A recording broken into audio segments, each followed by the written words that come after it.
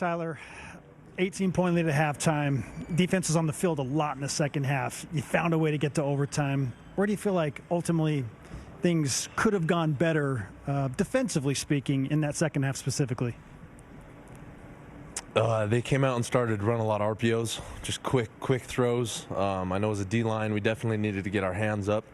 And then third downs, and there were some critical third downs where they completed the ball, and those are the plays that you've got to get off the field and give our offense another chance. So that was really the story of the second half.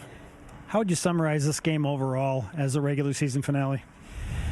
It's a battle, man. It was a battle. Yeah, I just wish a couple things, It's one of those games you wish you could go back and do a couple more things a little differently. And, proud of the guys, proud of the way they fought.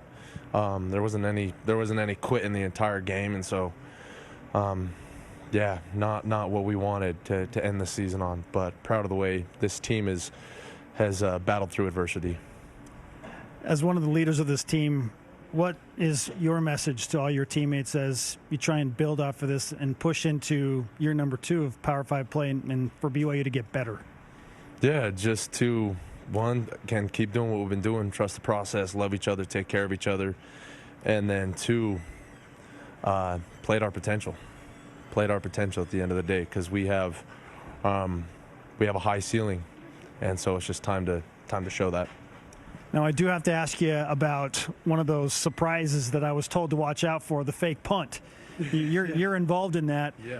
When did you know that was going to go into the playbook, and when it was going to be called? That's something that we always have on deck. Something, that we always have ready. I've been trying to get them to call that for 12 games, and on the 12th game they finally decided to go for it. So that was a lot of fun. Just wish we got to run it a couple more times throughout the season. What did you see on that play when things opened up for you downfield? I saw the returner. That was it, and I was juggling whether or not to stiff arm him or to truck him, and I was like, he's going to ankle pick me, and so I went to jump him, and he just stood there. So, wish I could have cleared him a little bit higher, but that was a lot of fun. That was a fun play. Your former teammate and buddy Mason Wake I'm sure wants to talk to you about the decision to leap. Yeah.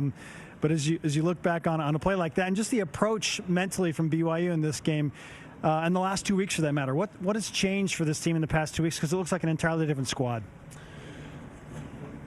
We found our rhythm.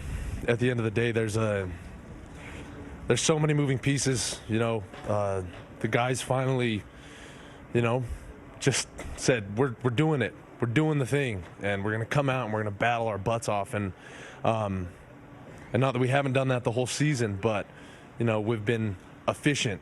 We've been able to have each other's backs, and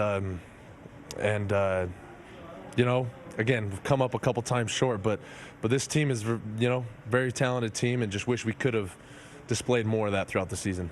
I know you've talked about the season in large part during this interview, but how will you define it in your mind and use it to prepare yourself as you individually get ready for next year?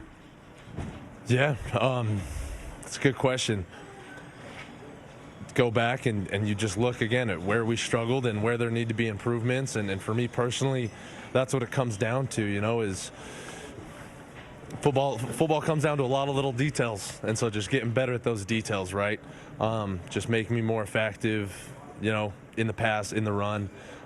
Just get better as a player, and that's really what the offseason's for.